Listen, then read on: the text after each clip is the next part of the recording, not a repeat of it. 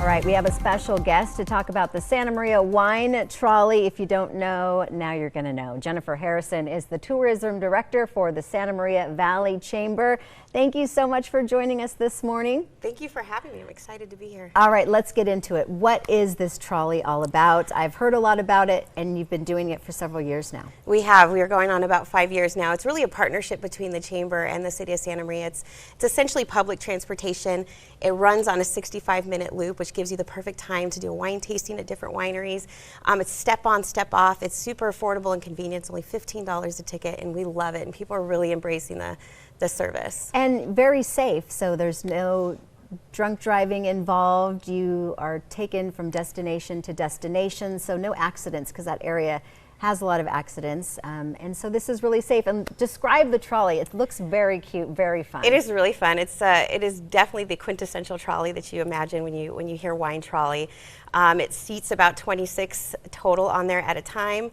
And people really are enjoying it. It's an experience in itself, right? And I think that when people think wine country, they don't typically think Santa Maria Valley wine country, right? And we really are Santa Barbara County's wine country. And this really does allow you to have access to the beautiful scenery that we have and we call home.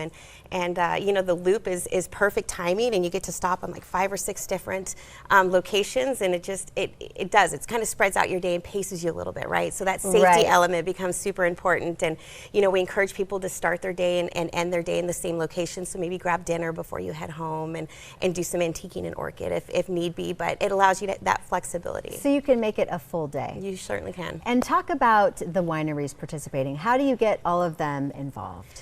So the wineries actually really got on board early on, and some of them have seen quite a bit of success from this. But you know, I think that the initial challenge was just making sure we were staffed, because you know, technically 26 people could get dropped off at any given time.